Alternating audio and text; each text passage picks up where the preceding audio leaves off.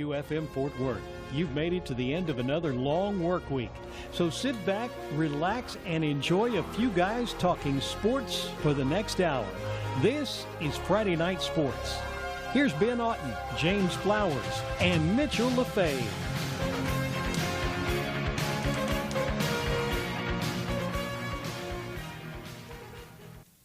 What's up, guys? I'm Ben Otten, and welcome to Friday Night Sports. A bit of a short week for us and probably most of y'all if you had Labor Day off, but the weekend is here, and we got a lot to talk about. Most of you guys are already looking ahead to Week 2 in the college football season, more than likely, but let's start with a recap of last week, and it was a bad one for the state of Texas. Obviously, your TCU Horned Frogs took care of business against Jackson State, but just south of us in Waco, the Baylor Bears looked very unimpressive. Yeah, it's definitely tough when you're a big FBS school and you lose to a smaller school like Liberty. I'm not going to complain. Baylor being our rival and everything. Definitely not a good first game for Matt Rule at his new job at Baylor, though. Yeah, credit to Baylor for making the trip to Waco, first of all, and really not being intimidated. We know Baylor is not what they used to be so long ago. There were expectations that they would be better this year, especially after their big win over Boise State in the Cactus Bowl last year. And as Mitch kind of said, TCU fans certainly don't mind seeing Baylor lose their opening game. But the Big 12 defense was really present in this game. The Liberty quarterback, he had 60 pass attempts and threw for 447 yards, was only sacked once as the Flames had 103 offensive plays. Their defense was embarrassed, big holes for the run game, and the secondary appeared to be non-existent, allowing Calvert to pick apart the Bears' defense and throw the ball up for grabs. Yeah, you can really start to see these lost scholarships that Baylor's got, the NCAA punishments catching up to Baylor. I think Coach Matt Rule did a great job of being able to recruit a lot of guys and get a lot of preferred walk-ons that saw playing time, but it's such a drop-off in talent from the guys that we've seen in Baylor the past couple of years, and you saw that fairly well yesterday. I think you'll continue to see it the rest of the season. It's a long uphill battle for head coach Matt Rule in his first season. Speaking of Texas schools that underwhelmed, it wasn't Texas A&M in the first 2.5 quarters, but the Aggies in the fourth quarter had a monumental collapse against UCLA. Guys, on the flip side, UCLA quarterback Josh Rosen looked really good in the last 17 to 20 minutes of that game. Has he finally blossomed into the star we all thought he would be for UCLA? Well, first of all, Josh Rosen, as incredible as his fourth quarter comeback was, really his numbers were not incredible on the completion percentage size, 35 for 59, but threw for nearly 500 yards, averaging just over 14 yards per completion. UCLA could not get their run game going, only netting 63 yards. But when you've got a quarterback like Josh Rosen, you won't be forced to rely on the run game that often. He made plays. Caleb Wilson, Darren Andrews, big targets for Rosen on Sunday night. They combined for 350 receiving yards on 27 receptions. No doubt, really the best game for Josh Rosen that I think nationally everybody has seen. Really showcase his abilities, rally the team, rally the offense, and really conduct this huge comeback victory. Yeah, like you mentioned, really rallied the team. Excelled in the fourth quarter. I think he showed signs of a true leader that people have hoped he could be. Going back to A&M, they dominated the first half of the game. Well, pretty much the first 3 quarters of the game. Travion Williams and Keith Ford dominated the ground game, combined for 317 yards and 5 touchdowns. But A&M's downsides were their 2 freshman quarterbacks. Nick Starkle, who started, went 6 of 13 for only 62 yards.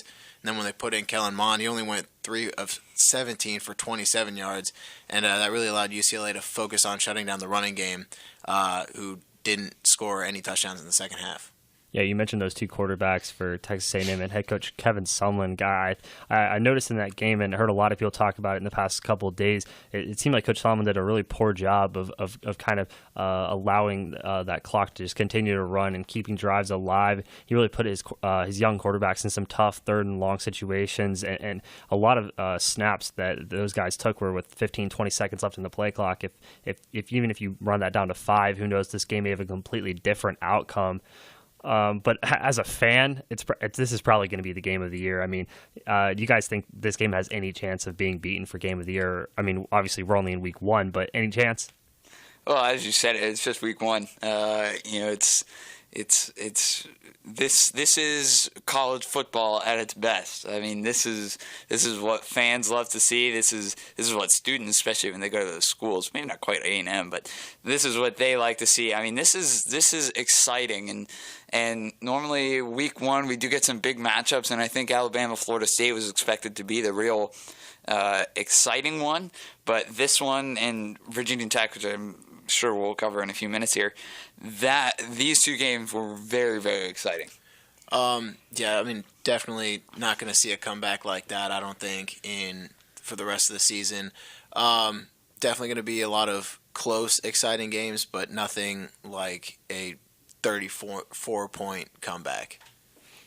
And you just mentioned that about Kevin Sumlin and his management of the game. There were some rumblings this offseason that Kevin Sumlin would be on the hot seat this year because the Aggies have underwhelmed in the SEC ever since Johnny Manziel bid his farewell in 2014.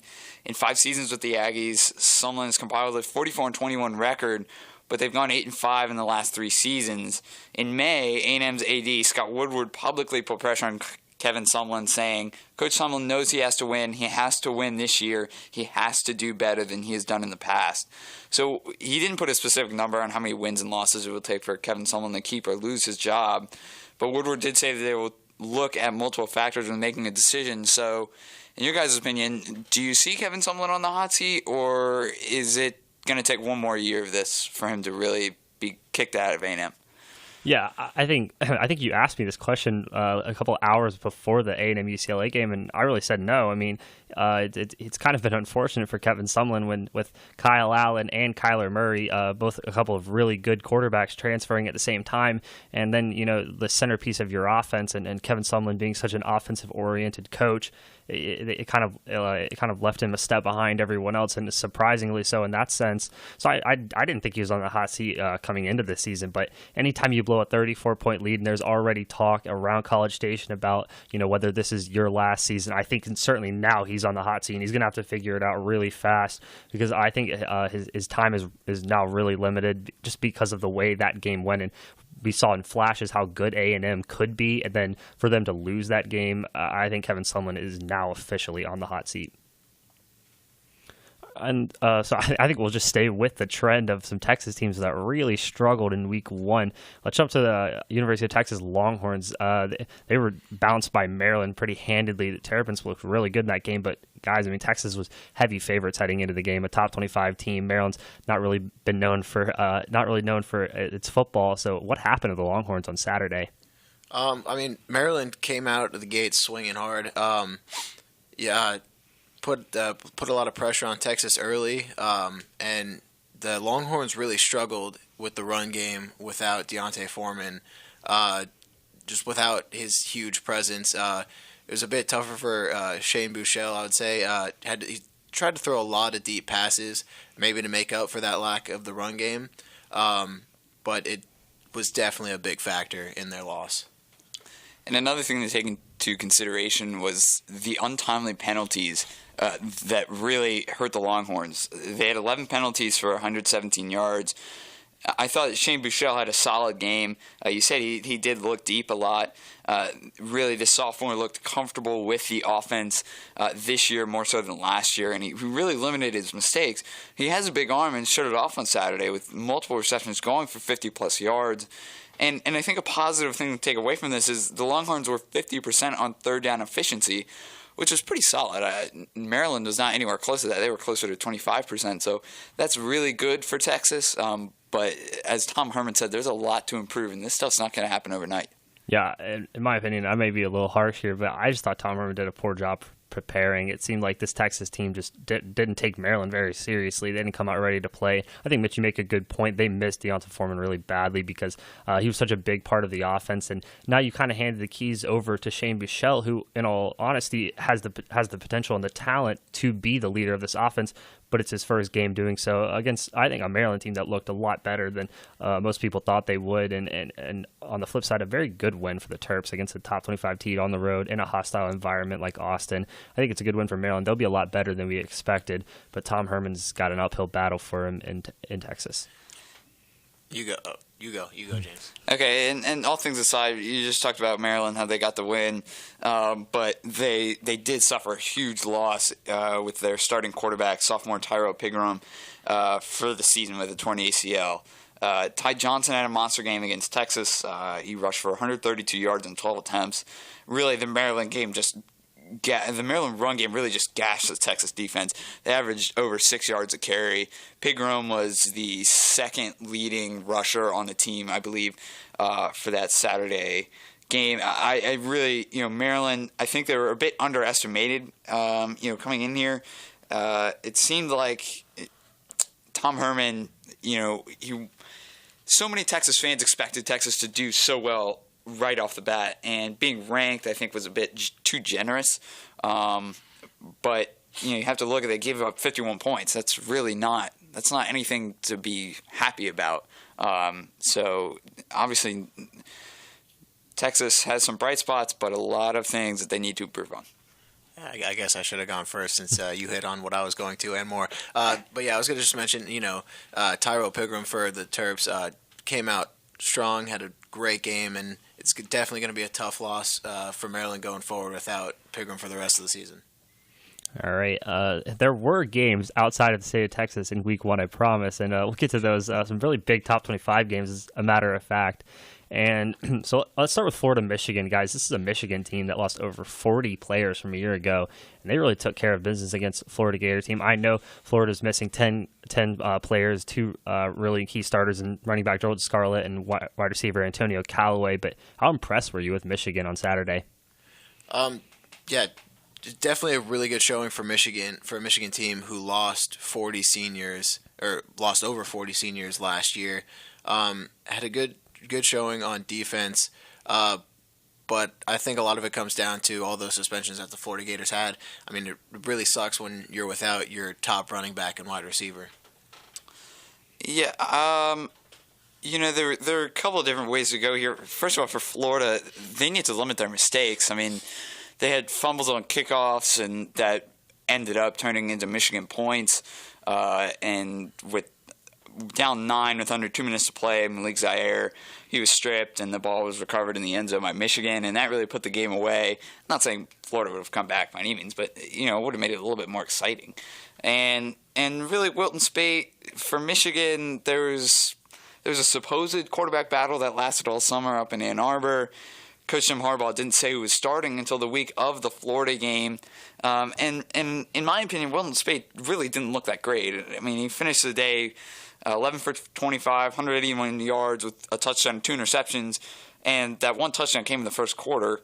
Spate's first pick six was not entirely his fault, thrown towards the middle of the field. It is dangerous, and he did get some air into the ball, which made it harder to catch, but went through the hands of Kekoa Crawford, really should have been caught, but more so looking at the second pick six, that was completely Spate's fault. I don't really know what he was doing. He spent a solid 3 seconds staring down the receiver in Grant Perry, but when he went to throw it, just sailed right over his head and into the hands of the Florida defense. So I think, Wilton Speight, yeah, he is the starter, but he's really, he's just one part to the Michigan team, but I really don't think he's that great.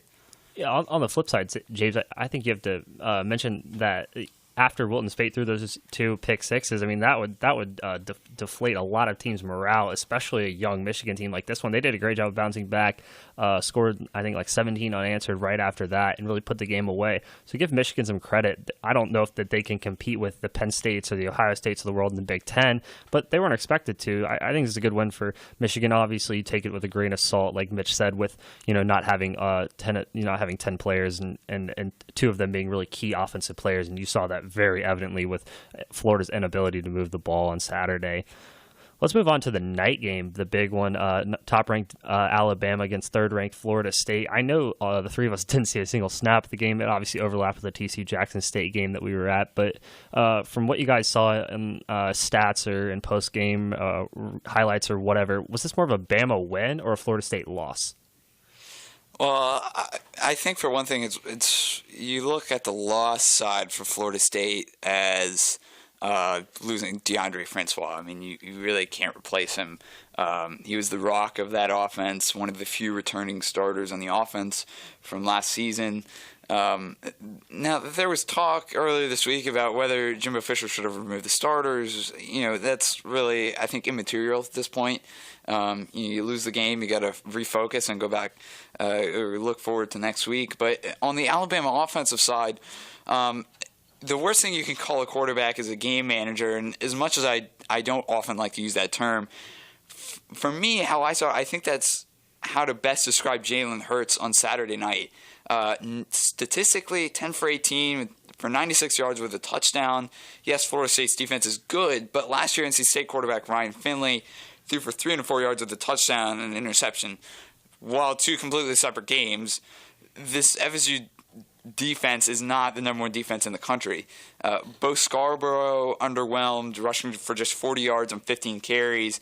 Sophomore Damian Harris had a solid game on 9 rushes and 73 yards and a touchdown. But the Alabama offense really was not impressive from what I saw. Yeah, Alabama, they're definitely going to need to work on especially their passing game going forward. Like you said, Jalen Hurts only completing 10 passes throwing for 96 yards. But again, they're going to be solid this year because, like they have in the past, they've got a great defense. And I think that's going to really help them carry their team forward.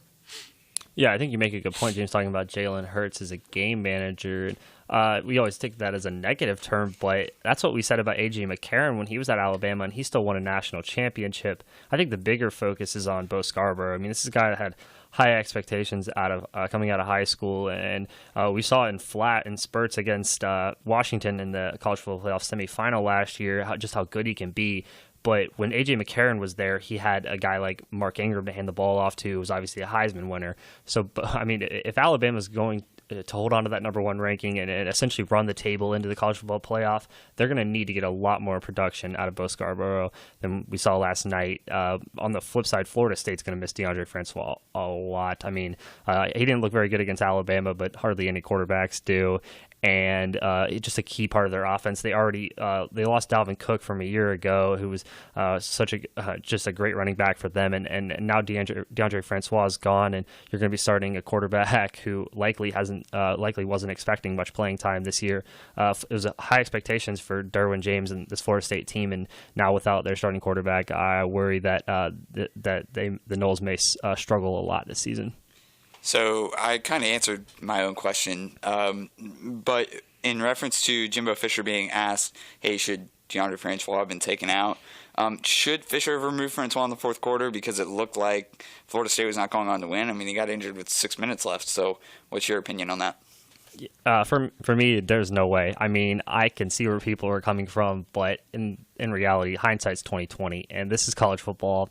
I know this may sound a little far-fetched, but like anything can happen. We saw it happen in that UCLA game. I mean, if Jim Moore benches Josh Rosen for the fourth quarter because they're down 34, then that comeback never happens. You can't bench your star player. It was still a relatively close game. Their chances of winning, I'm sure, were slim, especially with the way Alabama defense was playing. But there's no way Jimbo Fisher could have ever thought to bench DeAndre Francois and just completely. I mean, that's almost like a slap in the face to your offense and to your team that that your head coach has given up on you by benching the starters when the game really wasn't out of hand quite yet. Yeah, I got to agree with you, Ben. No game. Like in the wise words of Yogi Berra, it ain't over till it's over. Even against an Alabama defense that is one of the top in the country. Until there's like a minute left in the game and you're down a couple scores, you got to keep your quarterback in to try and lead your team back. All right, moving on. One of the games we did for the Pick'em was the Sunday night game, West Virginia, Virginia Tech, number 21, Virginia Tech, or 21 West Virginia versus number 22 Virginia Tech. So this is a game that had a lot of eyes on it. And from what you guys saw, I think we all watched that game. Is West Virginia just not as good as we thought, or is Virginia Tech better than we thought? Or I guess you could say a little bit of both. Well, as you said, the Hokies ultimately came away with the Black Diamond Trophy, but what a game it was. It was on air the same time as the UCLA game, so it was kind of like a 1-2 punch on that Sunday night. But freshman Josh Jackson really stepped up for Virginia Tech, solid through the air, completing 15 of 26 passes for 235 yards. But he was even better on the ground, rushing for 101 yards on 11 carries. Isaiah Ford and Bucky Hodges were big losses for the Hokies offense, and I was not confident last week that they'd be able to pull off such a big win without them. But coming back and looking back on this game, I really think that Virginia Tech is underrated here. Bud Foster always seems to prepare the defense well, and he did just that. Mountaineers quarterback Will Greer started off 9 for 16 for 54 yards and a sack in the first quarter. He ended the game with 370 passing yards, but he was very uncomfortable in the early going, which really helped Tech. I think, as you said, it was a bit of both, but I think Virginia Tech is better than we thought going into this week.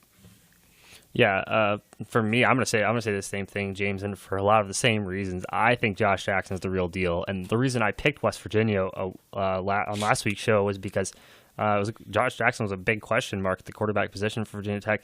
This is a freshman that hasn't had a lot of playing time. We haven't heard a lot about until the past couple of weeks when they named him as Virginia Tech starter. But he showed a lot of poise. He made good decisions all night long.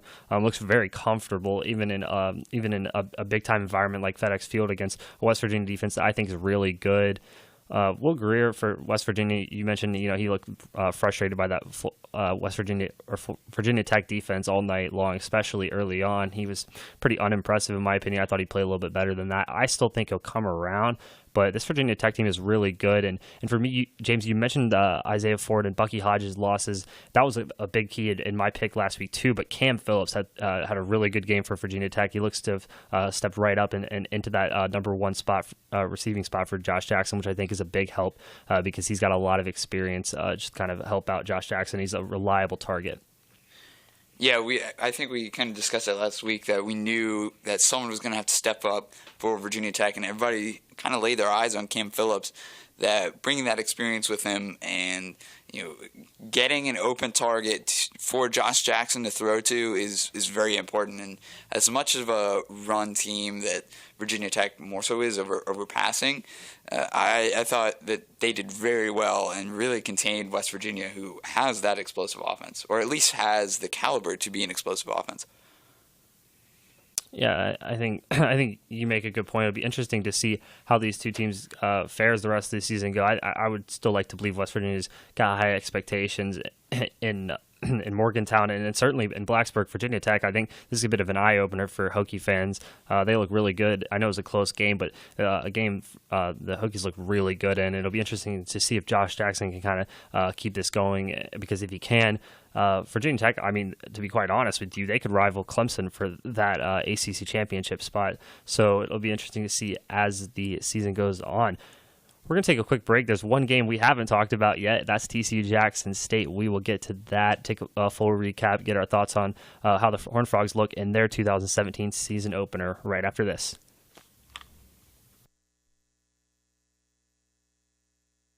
It only takes a minute to find out if you may have prediabetes, and you can do it at doihaveprediabetes.org. But you're probably not going to, are you? Kids, work, listening to the radio. You're busy, which is great because busy people can't get prediabetes. Oh my, I read that wrong. They can. Should have worn my glasses. So visit doihaveprediabetes.org and take a short test, because prediabetes can be reversed. Brought to you by the Ad Council and its pre-diabetes awareness partners. I started going cold turkey. Well, at least when I'm in the car. I know I shouldn't do it, but it's so hard to stop. That's why I hide it from myself, so I won't be tempted. I used to do it all the time. I stopped by locking it in my glove compartment. My friend used to do it way too much. Now I turn it off when we're in the car. My solution is simple. I just don't do it. There are lots of ways to stop yourself and others from texting and driving. How will you stop? Tell us at stoptextsstopwrecks.org. Brought to you by the National Highway Traffic Safety Administration and the Ad Council. Welcome back to Friday Night Sports. I'm Ben Alton, and alongside me, James Flowers and Mitchell Lefebvre. We're talking college football week 1. And guys, let's get to the big game around here. TCU took care of Jackson State by a score of 63-0. Pretty simple question for you guys. Were you impressed with TCU, unimpressed, or just eh? I would say I was pretty impressed. I mean, obviously it's a bit hard to judge, again, when you're playing a lower tier FCS school. But I think TCU all around showed a lot of maturity, a lot better overall from last year. Kenny Hill completed 18 of 23 passes for 206 yards and 4 touchdowns. He did throw an interception on the first play of the second half, but overall put in a great game. I think the first drive for Jackson State had a lot of TCU fans flashing back to last year's opening game against South Dakota State and had them saying, oh no, not this again. But it really soon turned into an offensive display for the Frogs. The defense allowed just 60 yards total for the Jackson State offense. Aside from the first drive, the Tigers never threatened to score again. I thought this game was really important for a few different reasons, but one was to give the defense some confidence going into Fayetteville this week. Last season, there were multiple sides of the team that were frustrating to watch, and the defense was certainly one of them. They were bursting through holes and stuffing the run, and they really looked strong on Saturday night. Big highlight for me for that win. Yeah, I think there's definitely a big talent gap in terms of TCU defense and the Jackson State offense. But that being said, it doesn't really matter what the level of the opposition is. This Horned Frog defense had 2 defensive touchdowns, a pick 6, and a scoop and score. And then they also pitched a shutout, which is not easy to do because if you look around the rest of the scores in college football, there no one else in the top 25 that played a cupcake. Not to call out Jackson State or anything, but I think it's a fair statement that no one else had a shutout. So that was definitely nice to see. Kenny Hill, like Mitch said, he looked really good, but one kind of downside is, I think he did a great job of sharing the ball and getting everyone involved. That being said, there are so many receivers on this team, but all of them are about the same production right now. And if Kenny Hill's gonna take that next step and really turn into the quarterback TCU needs him to be to get where I think Coach Patterson wants them to be this year, he's going to need 1 or 2 guys to really step up and become go-to receivers for Kenny Hill as the season goes on. I think we'll see that hopefully this weekend in Fayetteville against Arkansas. You mentioned how Kenny Hill spread the ball around. I think it was 14 different receivers for TCU had a reception. It's full out air attack. It would be nice to see him have 1 or 2 guys he could definitely rely on, but it's definitely good for an offense to have so many guys you could throw to keep the defense a little off balance. And while we're on the Kenny Hill topic, I really liked seeing Kenny Hill actually check down his offense. In the past, he would be locked into throwing to one player, and if he wasn't open, he would often just A, throw it to him anyways and probably get picked off, or B, scramble. So I thought he really showed poise in the pocket and looked like he was a leader of the offense.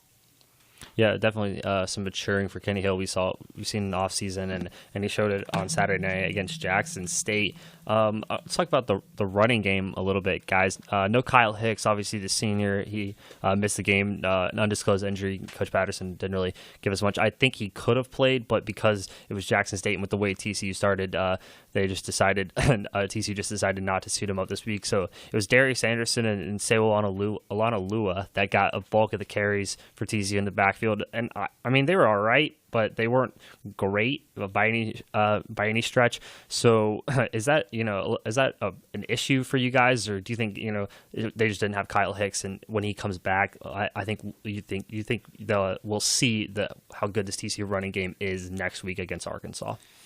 I think we'll see. Obviously, having no Kyle Hicks does not help them. That'll change this week, but. If you look at the numbers, 242 total yards on the ground. I think that's a bit of a misnomer, and sounds really good, but doesn't quite show what really happened. You've got Darius Anderson, like you said, just 67 yards. Sean Robinson actually accounted for 43 of those yards on 3 carries, and his longest was 40 yards. So really, that doesn't show much. So, I think it's a little bit of both. You're going to have to spread the wealth. TCU is not a running team, and there aren't many Big 12 teams that are big on rushing. They're going to rely on their offense through the air. I think that's a fact of the matter there. But if you can get Kyle Hicks back in the lineup, I think it'll shine a little bit brighter for them. Yeah, and you said the rushes, all the yards were spread out between quite a few different people. Some of that the lower yardage could account for the fact that I'm pretty sure the offensive line was kind of moved around a bit from last year. I think Patrick Morris was moved over to center. So there's that. But yeah, I mean. It's hard to be critical when you win 63-0. Right. And the big highlight was obviously Kennedy Snell. He was all over the news. Yeah, number 2 on the SC Top 10. If you guys haven't seen that play, I'm sure you can find it on ESPN or, like the highlights from Jackson State game. It was an outstanding run. Well, I guess it was a passing touchdown. But technically considered a pass. An outstanding run from true freshman Kennedy Snell. Another true freshman, we saw Jalen Rager. He had some good plays. It didn't get that many targets, but like I said, there's just so many receivers on this team that. But when he got the ball, he made the most of it. And another freshman, Sean Robinson, first pass completion goes for a touchdown. There's high expectations for him here at Fort Worth. So we'll see how these freshmen and the rest of TCU does next week. I think again, the Arkansas game will kind of give us a better indication of where this TCU team is, and we'll preview that game later tonight in the show.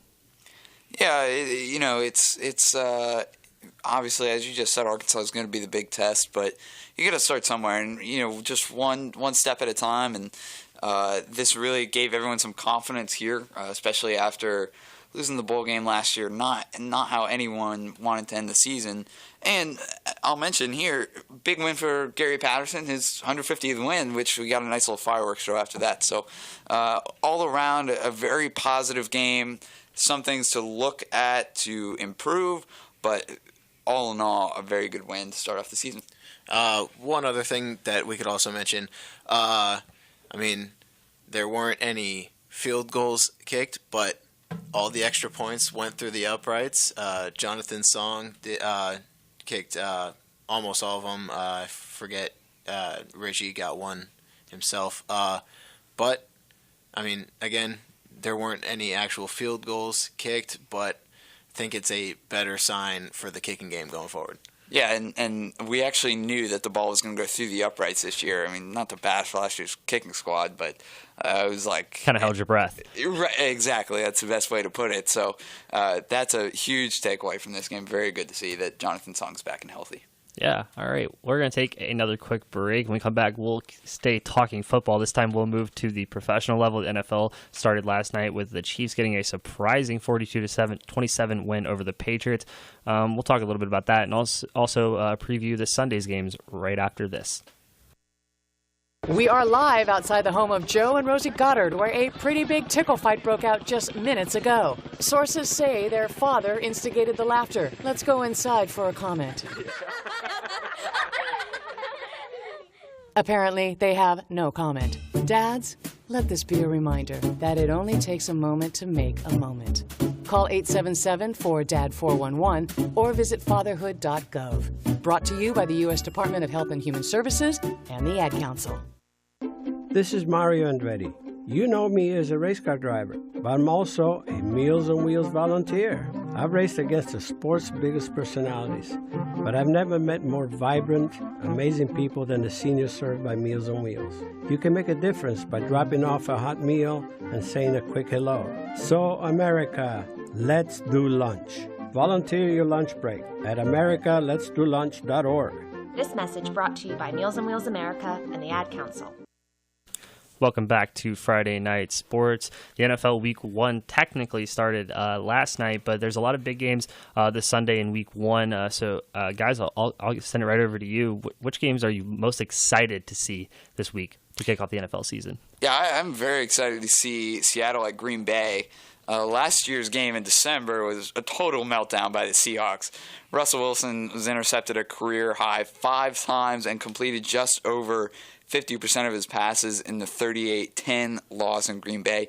I don't think that'll be the case this weekend. Yes, the Seahawks went 4-0 in preseason. Yes, that's just preseason. Say what you will. But they outscored opponents 111-56 in 4 games, including a 26-13 win over the Kansas City Chiefs, who showed they have a lot of firepower in last night's 42-27 win in New England. The big key for me, and really for this Seattle Seahawks team, is to protect Russell Wilson, and that starts with the offensive line. Russell Wilson was sacked 42 times and hit 111 times, so they allowed the 6th most sacks in the league and the 4th most quarterback hits out of all 32 teams. Seattle will have to make do without George Font after he sustained a season-ending knee surgery in preseason week 2. So for the Seahawks, big key for them, protect Russell Wilson. But on the Packers side, seeing Ty Montgomery in his new role will be very interesting because of his ability to run and catch the ball. Really a bit of a double threat for the Packers, which could create some matchup problems due to his size. Aaron Rodgers, as we know, he's one of the best playmakers in the league, and he's got his playmakers in Jordy Nelson, Devontae Adams, and Randall Cobb, Martellus Bennett. So I expect a lot of Aaron Rodgers this weekend, but it is no doubt my headliner for Sunday afternoon. And for me, my game of the week would be the Cardinals in Detroit facing the Lions. Matthew Stafford is now the highest paid player in NFL history. It's first game for him to show why he got that contract. The Lions, they this offseason, they signed 2 new offensive linemen. They also traded for another one in the preseason to provide better protection for Stafford and also hopefully to open up some holes for the run game. Amir Abdullah is back as a starting running back after missing pretty much all of last season. But on the other side, Cardinals have one of the best defenses in the NFL. Last year, they allowed the 2nd fewest yards, and they topped the NFL with 48 sacks. They also have Patrick Peterson and Tyrann Mathieu, to the NFL's best defensive backs. Carson Palmer is back under center this year. They don't have the best set of receivers. Larry Fitzgerald still their number 1 guy. However, David Johnson, arguably one of the best running backs in the NFL, it'll be him who will carry the offense this year. I'll give the hometown team a little love here. The Dallas Cowboys open the season against the New York Giants, and we know Ezekiel Elliott will play. There's a chance, some breaking news of recent is he may play the entire season. As a matter of fact, Odell Beckham Jr. could play. Obviously, that sprained ankle that he hurt, that happened to him in preseason. So we're still not sure. I think he's questionable right now, and Brandon Marshall should play on the other side of Odell Beckham. But for me, it's all about the Giants' defense versus the Cowboys' offense. Jason Pierre-Paul, Olivier Vernon are some of the best at rushing the passer and getting after the quarterback on that Giants front line. Landon Collins has become one of the best safeties in football. For me, he's probably the most exciting player to watch in the NFL on the defensive side. And it'll be interesting to see how they fare against this Dallas offense that's at full strength now. And we know that for a fact. I mentioned Ezekiel Elliott, Des Bryant out wide, and Dak Prescott, some young guys, and then you have some veterans like Cole Beasley and Jason Witten, and then a really good offensive line. So that's a really fun matchup for me. And in all, it's an NFC East division rivalry. And for a week 1 game, it seems like it's got about as big of implications as you can get. So that's something I'm really looking forward to seeing. Obviously, the one game the Cowboys really struggled in last year was when they played the Giants in Dallas, and Dak Prescott really struggled in that game. We'll see if he can bounce back. I'm sure he's happy to have Zeke playing alongside him, and it'll be an interesting matchup to watch in week 1. So on a completely different note, we'll shift all the way to the end of the season. And guys, I know it's difficult. I hate asking this question, but who's your Super Bowl champion prediction right now? And I kind of hate answering this question, to be perfectly honest with you. But I was thinking about it earlier today. There are so many factors that go into winning a Super Bowl.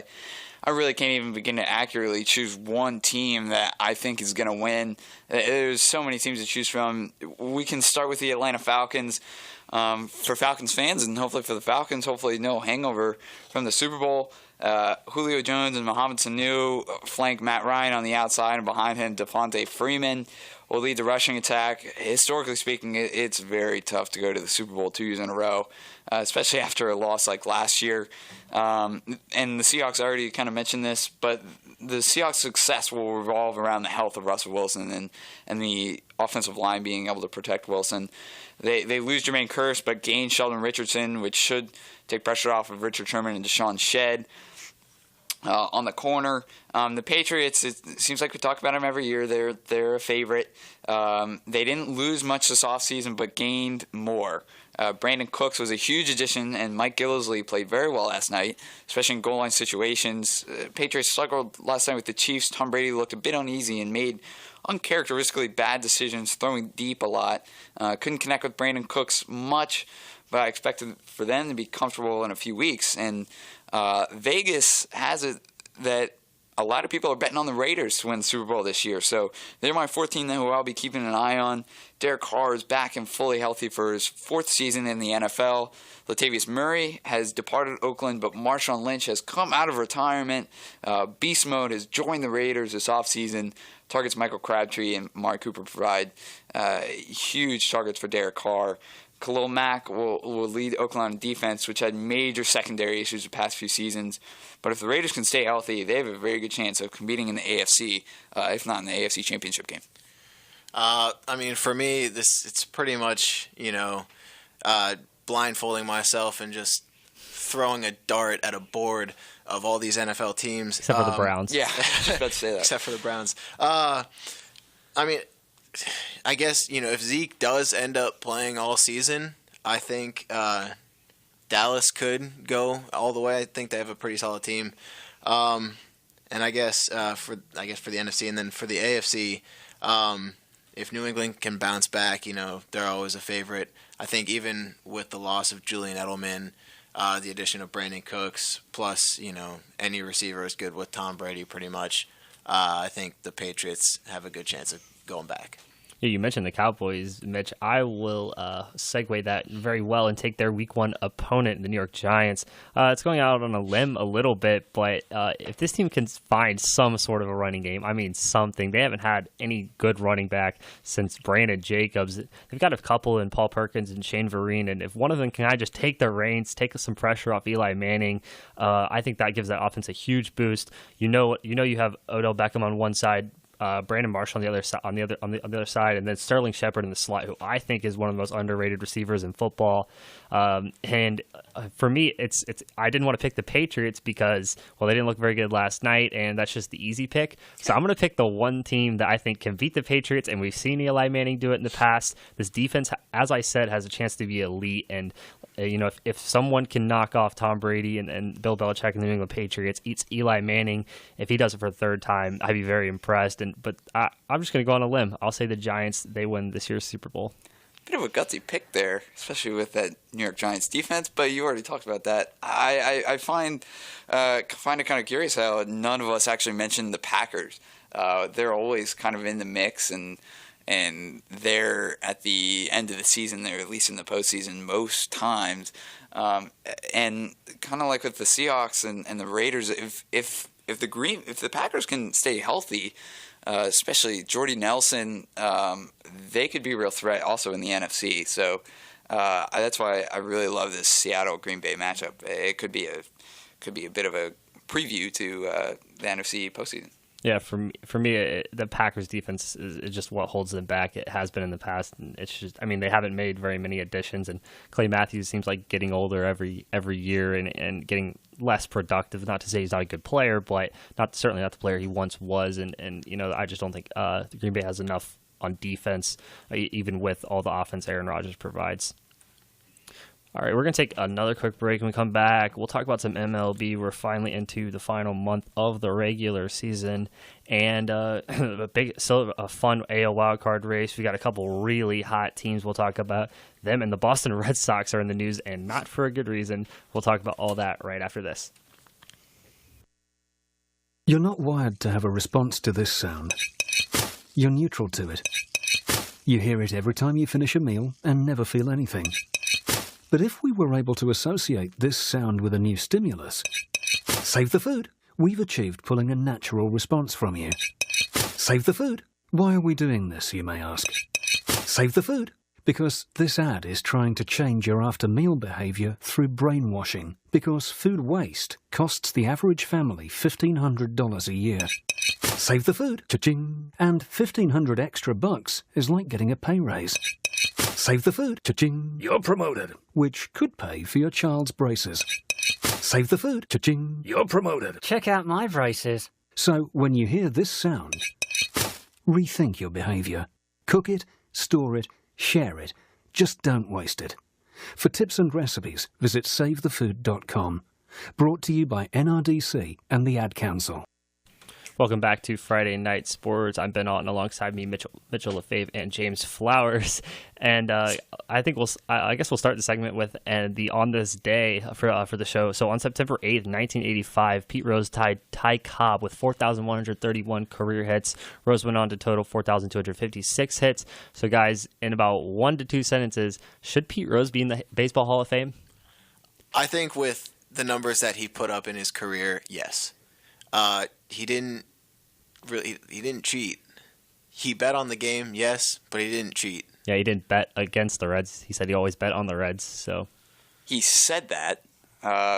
Take the word for what it is. I do not think he should be in the Hall of Fame. Yes, he has great numbers.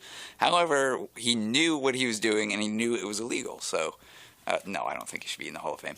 Yeah, certainly a hot topic and always a good debate.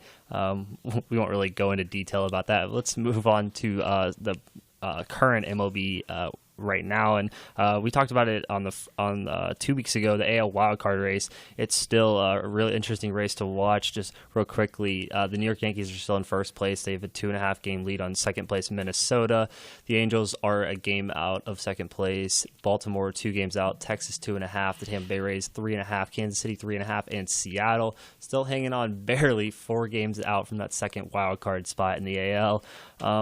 The Yankees have started to play a lot better baseball of late. They hit a bit of a bump stretch and a little bit of a rough stretch earlier, but they've started to play well, and I think they could even give Boston a run for their money in the AL East. Not saying that they can overtake them, but it certainly has made the AL East race interesting. And then for me, another team of note is the Los Angeles Angels. They're playing good baseball too. Added Justin Upton and Brandon Phillips to the roster, kind of help that lineup and help out Mike Trout. I still worry about their pitching rotation, but J-Up and BP are big offensive additions, and that lineup is really starting to come together really well. You talk about that. I mean, Angels are my favorite team. I was glad with the additions of Brandon Phillips and Justin Upton. I'm glad the Angels gave up Tony Sanchez or whoever it was. Let's not talk about that. Some random catcher for Brandon Phillips. I was glad they didn't have to give up like a real good prospect. They lost Grayson Long for Justin Upton, but they've both been hitting well since they came over to LA. Their pitching has not been that great. Tyler Skaggs, since coming off the DL, hasn't been pitching well. Andrew Heaney's been giving up quite a few home runs. Garrett Richards, who just came off the DL, he threw 3 1/3 innings, gave up 1 run. But I want them to do well in the playoffs, but you can't really have a playoff team with pitchers like Ricky Nolasco leading your bullpen or rotation. Sorry.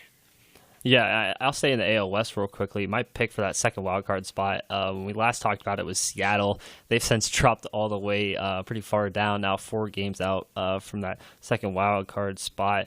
But they just got swept by Houston, which isn't something to hold your head about. But they have a big weekend series against the Los Angeles Angels, like we've been talking about, Mitch. And I think the Mariners have got to win 2 out of 3 in this weekend because they're slipping fast. And for a team that made so many acquisitions at the trade deadline in the offseason and has had so many guys that have been real surprises, from like starter James Paxton to Gene Segura atop that lineup, they really have a lineup and even a rotation that you could argue is playoff worthy, but they're just not playing good baseball right now. We're going to move over to the NL, or actually we could stay in the AL because the Cleveland Indians are running away with AL Central. They've won 15 straight games. On the flip side, in the NL West, Arizona's run 13 straight, and they've pretty much locked up that top NL wildcard spot over the Rockies. Are these two teams legitimate World Series contenders? I would say so for sure, especially the Indians. I mean, they chose the right time to get hot. You can kind of look at the Dodgers. They chose maybe the right time to go cold. We'll see. But as for the Indians, absolutely. I mean, Corey Kluber struck out 13 in last night's 11-2 win.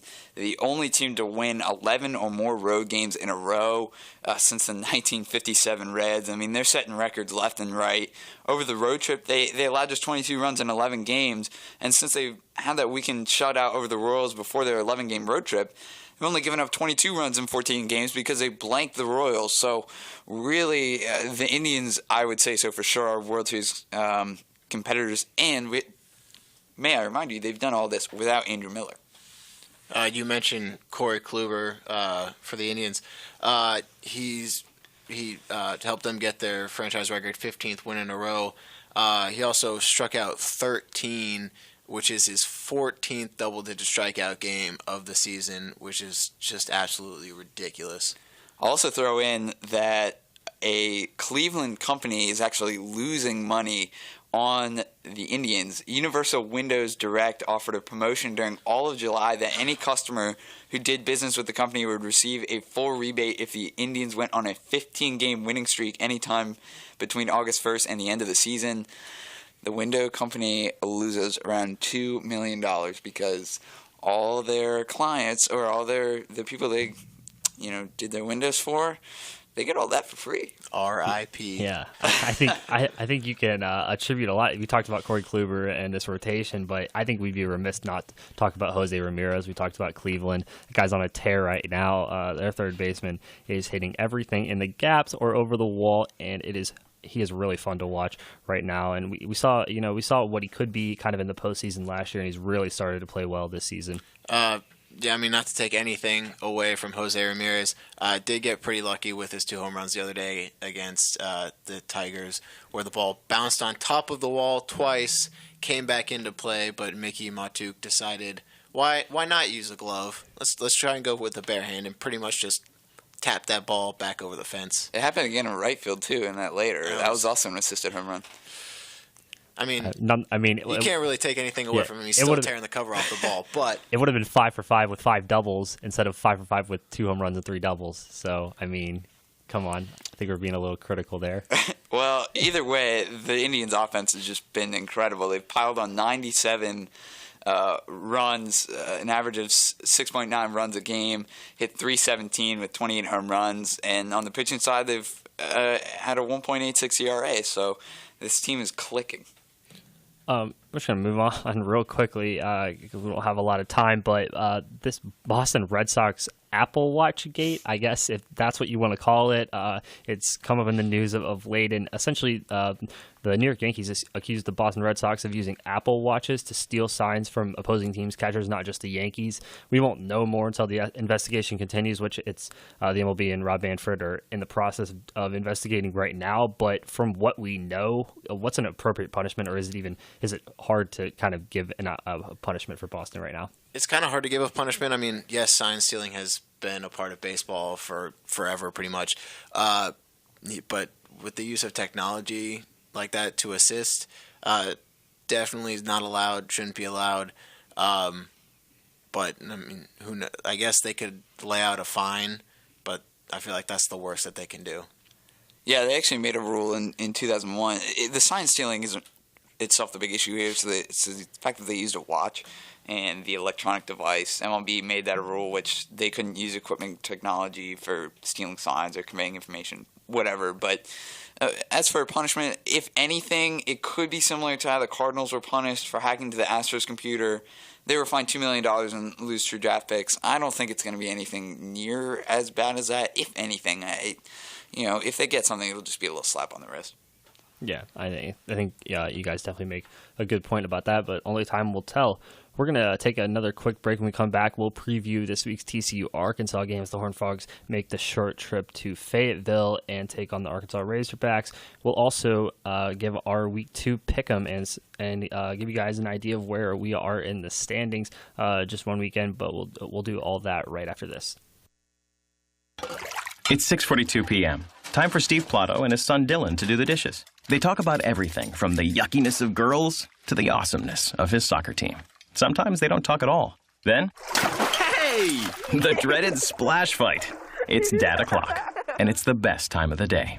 Because the smallest moments can have the biggest impact on a child's life. Take time to be a dad today. Call 877-4DAD-411 or visit fatherhood.gov. Brought to you by the U.S. Department of Health and Human Services and the Ad Council.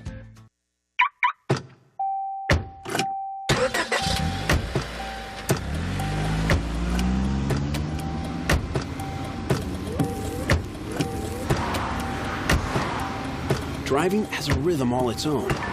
Don't wreck it with a text. Before you get behind the wheel, silence your phone. Or better yet, designate a texter. For more text-free driving tips, visit stoptextstoprex.org. Brought to you by the Ad Council and the National Highway Traffic Safety Administration.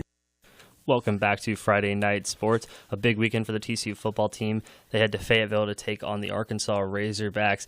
Obviously, TCU coming off a 63-0 rout of Jackson State at home last week. Arkansas won at home over Florida A&M by a score of 49-7. What are you guys most looking forward to see this week?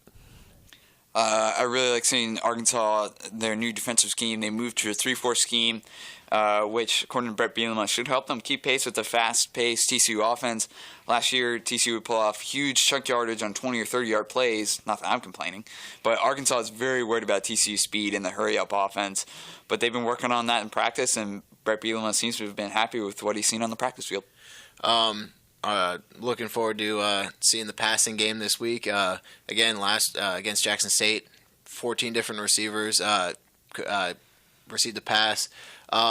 It's gonna keep Arkansas. It's gonna have to keep Arkansas defense on their toes. They're gonna have a hard time picking which receiver to really cover. Yeah, for me, it's the running back. It's the running game for both teams. For Arkansas, they have a bit of a three-headed monster. Freshman Chase Hayden played really well against Florida A&M. Devil Whaley also had a touchdown. And second on a transfer, David Williams is a really experienced running back. It's going to be tough for that TCU defense to keep up with those three running backs over the course of 4 quarters. On the flip side, TCU gets Kyle Hicks back. That's big for them, especially for Kenny Hill, just to kind of give an outlet and a blanket for Kenny Hill. So I'm interested to see how these running backs do. So with that in mind, let's move on to the pick'em. A quick rundown of the standings. Mitch at the top with a 4-1 record. Me and James 2-3 after the first week. Let's start with that TCU Arkansas game, guys. Who you got? Yeah, I'm going with TCU this week. Easy for me to say, but the turnovers committed by TCU and poor kicking game kept Arkansas in the game last year. Ultimately led to their win over the Frogs. Kyle Hicks is available. I think TCU will avenge last year's loss and take down the Hogs in Fayetteville. Yeah, I think TCU this year much more mature. Much more mature, much more confident. Even playing on the road, Horton Frogs pull it out. Yeah, I got TCU. Like I said, having Kyle Hicks back will be nice. I think Kenny Hill plays well, takes advantage of this big national stage against a formidable SEC team, and the defense picks up where it left off last week. They do a good job. I'll say Frogs by 2 touchdowns. Moving on, we'll go into some nightcap games. A matchup of the Tigers, Clemson versus Auburn. Who you guys got? I'll take the upset of Auburn over Clemson in Death Valley this weekend. I think what it's going to come down to is who can win the line of scrimmage. Auburn struggled last week against Georgia Southern in the trenches, and Clemson has 3 All-American caliber defensive linemen. I think this will be a close game down to the wire, and Auburn's defense will step up even more than they did last year when they held Deshaun Watson's Tigers to just 19 points. This game, it'll be a real test for both quarterbacks. Kelly Bryant for Clemson, he may not have as good of an arm as Deshaun Watson, but he's a bigger ground threat. And I think as long as he stays composed behind a veteran offensive line, Clemson will win this game. Sorry, Ben, even though you don't like him. Well, I'm taking Clemson too against my will. I just don't think Jarrett Stidham's seen a defense like Clemson's. You mentioned those 3 D linemen the Tigers have, and I think that's just too much for Jarrett Stidham, and that defense all in all will cause them troubles. And Kelly Bryant, like Mitch said, I think he'll do just enough. National champs moved to 2-0 on the season. Let's move right on. Georgia Notre Dame. Georgia lost starting quarterback Jacob Eason, so will the Bulldogs be all right, or do the Irish win at home? For me, even though Nick Chubb and Sonny Michel are dominant on the ground, the loss of Jacob Eason really hurts Georgia. Notre Dame, they really have something to prove after a disappointing last season. So I think if they can contain the run game, I've got the Irish at home. When Fromm was thrust into the starting role last week, he got away with some mistakes, and as is common among freshman quarterbacks, he stared down his receivers a bit too long, threw out some lane duck passes that happened to land in the hands of Bulldog receivers. He gets a week of practice under his belt being the starter, and I think that will help. And I'll take Georgia in a low-scoring affair on Saturday night on the road in South Bend. Yeah, I'll take Notre Dame. I think Jake Fromm's going to struggle in that environment in South Bend. And Brandon Wimbush on the flip side, the Notre Dame quarterback, I talked about him on the show last week. He's been really good. That Saturday night could be his coming out party. We'll move on right into the USC-Stanford game. A bit of a bounce back for Sam Darnold and the Trojan. Did they get it done against Stanford? I think Stanford is going to have their hands full with Ronald Jones and Sam Darnold, but Stanford has an equally good offense with Bryce Love and Jordan Scarlett replacing Christian McCaffrey. This one was extremely tough to call. I think USC's 11-game win streak at home is going to come to an end this weekend. I'm going to take Stanford. I think Sam Darnold, he's got the makings of a good quarterback, but he's still young. Last week threw a lot off of his back foot. Stanford, they're a very physical team, and they have the ability to put a lot of pressure on Darnold. So it'll keep his feet moving. So on top of that, the Cardinal has an explosive running attack. So I've got Stanford in this one. Yeah, it's a really fun running back matchup, like you guys said. Ronald Jones for the Trojans and Bryce Love for the Cardinal. I think those two kind of equal each other out. And I think Sam Darnold plays better than he did against Western Michigan last week. I'll take USC in a tight one. And finally, College Game Day, Ohio State, Oklahoma, a matchup of top 15 teams. Who you guys taking?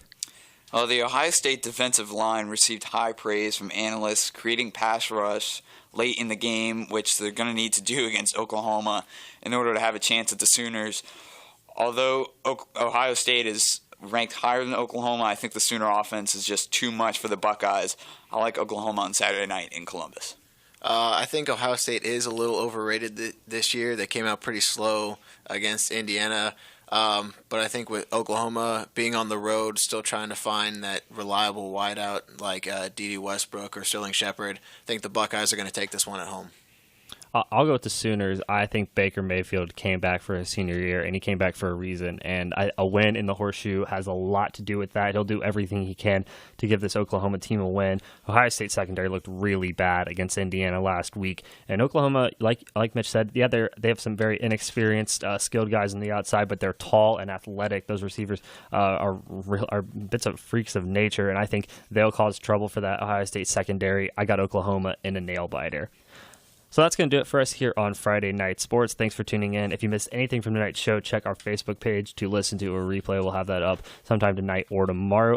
Also, be sure to follow us on Twitter at Friday Night Sports, FRINIGHTSPORTS. So for James Flowers and Mitchell Lefebvre, I'm Ben Otten. We'll be back same time next Friday. But until then, have a great weekend, guys.